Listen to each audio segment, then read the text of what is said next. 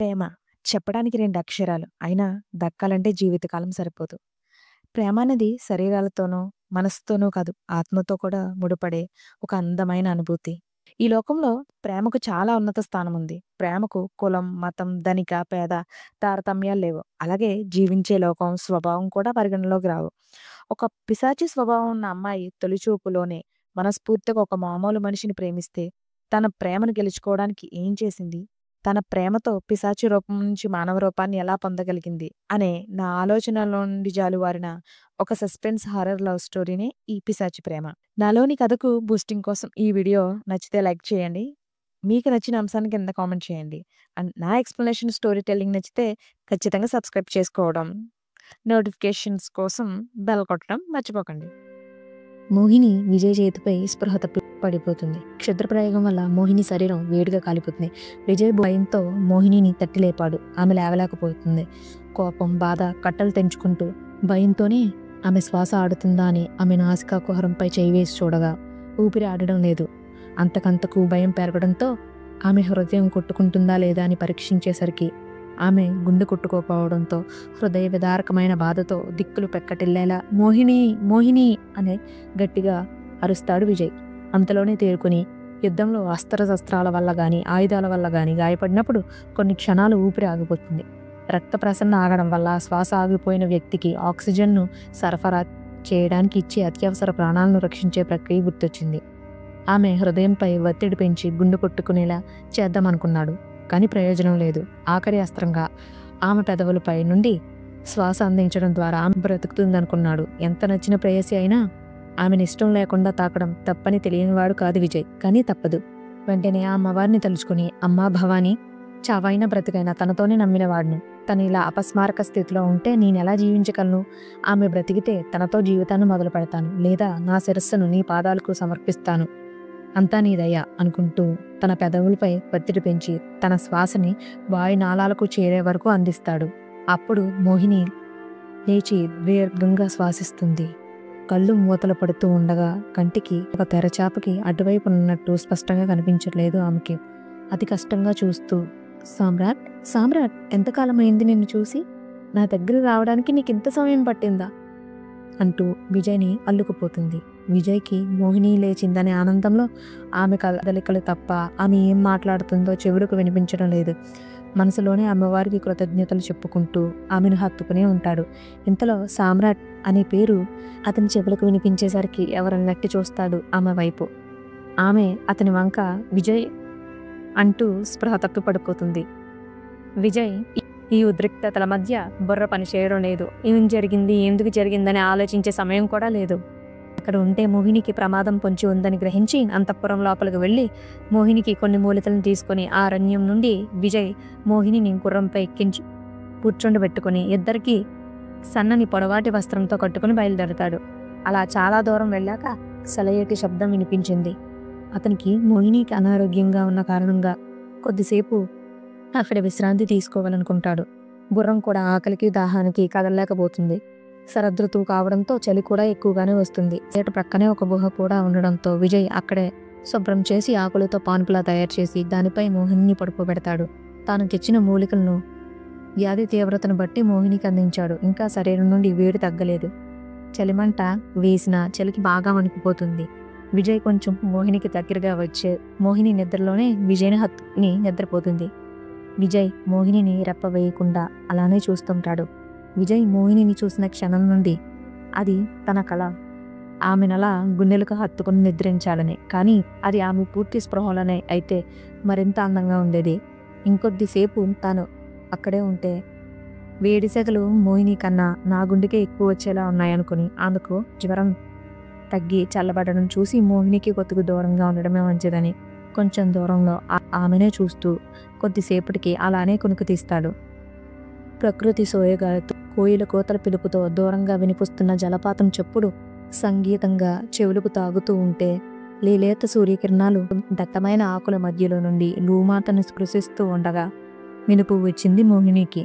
ఎదురుగా రాత్రి చలి కాచుకున్న కట్టెల బూడిద కనిపిస్తుంది. చుట్టూ పరికించి చూస్తే ఎవరూ కనిపించరు. చేతి గాయానికి కట్టు కట్టి ఉంటుంది.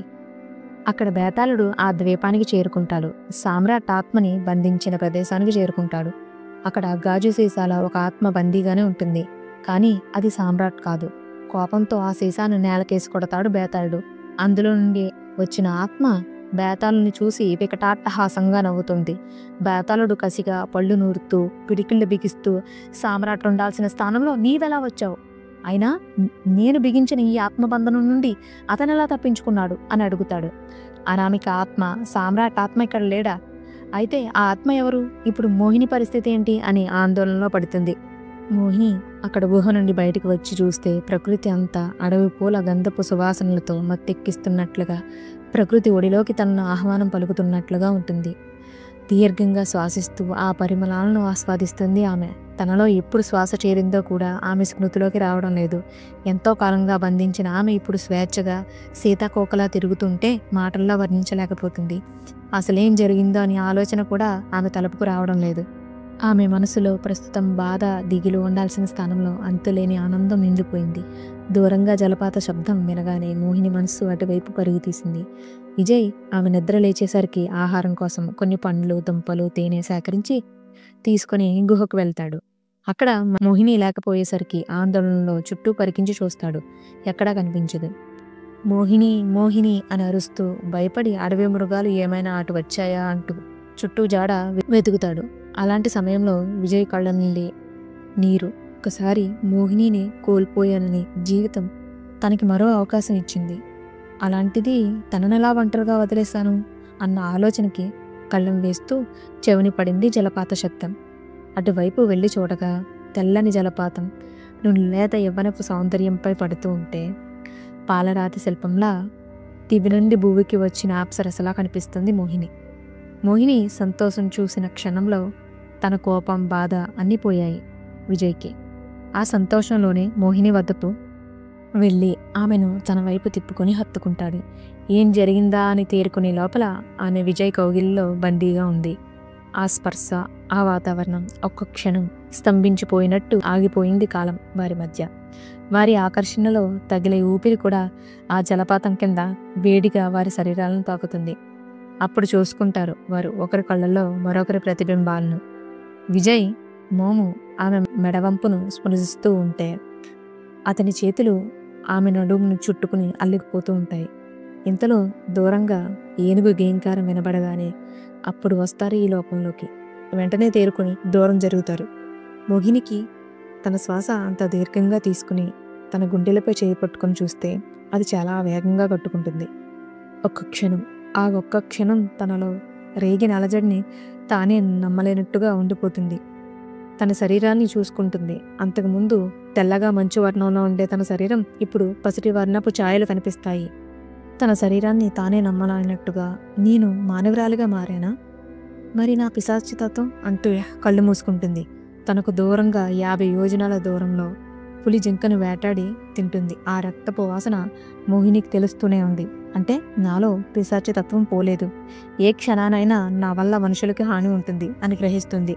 అలా అని బేతాళుడి ఏ విధ్వంసం సృష్టిస్తాడో నమ్మలేం. మాయ అసలే క్షత్రియ శక్తిని కోల్పోయి ఆక్రోశంతో మళ్ళీ తన శక్తిని పుంజుకున్నాక ఏం చేస్తుందో అనుకుంటూ ఉంటుంది. మోహిని అనే విజయ్ పిలుపుతో అతన్ని చూస్తుంది. విజయ్ తన మనసులో మాట చెప్పాలనుకుంటాడు. అప్పుడు గుర్తొస్తుంది సామ్రాట్ అని తనని అన్నమాట. సామ్రాట్ ఎవరు అని అడుగుతాడు కోపంగా, క్రోషంతో. మోహిని, సామ్రాట్ పేరు నీకెలా తెలుసు? ఎందుకంటే మోహినికి సామ్రాట్ గురించి తెలిసింది బేతాళుడు చెప్పాకే. అపస్మారక స్థితిలో మోహిని విజయ్ని చూసి సామ్రాట్ అని పిలిచినట్టు మర్చిపోయింది. నిన్న నువ్వు నన్ను సామ్రాట్ అని పిలిచావు అంటూ ఒక క్షణం సామ్రాట్పై అసూయ కనిపిస్తుంది విజయ్ కళ్ళలో. మోహిని విజయ్తో స్వచ్ఛమైన స్నేహం కోసం ప్రాణాన్నైనా ఇచ్చే గొప్ప వ్యక్తి, నా స్నేహితుడు. బహుశా నిన్ను కూడా నా స్నేహితుడిలా అనుకుని ఏమైనా అవుతుందా అనే ఆలోచనతో పిలిచినట్టున్నాను అంతే అంటుంది. విజయ్ మోహినితో, సామ్రాట్ స్నేహితుడి అంతవరకు నేను అర్థం చేసుకోగలను, కానీ నేను సామ్రాట్ని కాను. సామ్రాట్కి నీ స్నేహం కావాలేమో, కానీ నాకు నీ ప్రేమ కావాలి మోహిని. నువ్వు ఒప్పుకుంటే నిన్ను వివాహం చేసుకోవాలనుకుంటున్నాను. జీవితాంతం ఏ కష్టం కలగకుండా నిన్ను నా గుండెల్లో పెట్టుకొని చూసుకుంటాను అని చెప్తాడు. మోహిని, చూడు విజయ్, నా జీవితంలో ప్రేమకి పెళ్లికి చోటే లేదు. కారణం చెప్పలేను, కానీ ఒకటి గుర్తుపెట్టుకో, మన దారులు వేరు, ఇప్పటికీ ఎప్పటికీ. నన్ను మర్చిపో, ఇంకొక మంచి అమ్మాయిని పెళ్లి చేసుకో. నీ జీవితం సంతోషంగా ప్రశాంతంగా ఉంటుంది. ఇదే మన ఇద్దరికీ మంచిది. ఇటు రాజ్యంలో మౌర్యానందుడు విజయ్ తపస్యను గురించి అడుగుతాడు. తపస్య, యువరాజా, విజయ్ తన వ్యక్తిగత విషయానికై ఆశ్రమానికి వెళ్ళాడు. పని పూర్తి కాగానే వచ్చేస్తానని చెప్పాడు. నీకు చెప్పేంత సమయం లేదని నాకు చెప్పి వెళ్ళాడు అంటాడు. సరే అయితే తపస్య, మన రాజ్యసభకు బయలుదేరాలి అని చెప్పి ఇద్దరు వెళ్తారు.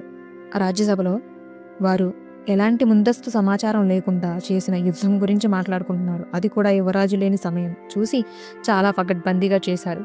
విజయ్ అప్పుడు రాకుండా ఉంటే వారి పరిస్థితి ఏమయ్యేదో అని తలుచుకోవడానికి కూడా భయం వేస్తుంది. ముందుగా మహారాజు పొరుగు దేశ రాజు అయిన మణిపుర రాజు జయసేనకి వర్తమానాన్ని రాసి ఒక దూతతో పంపుతాడు.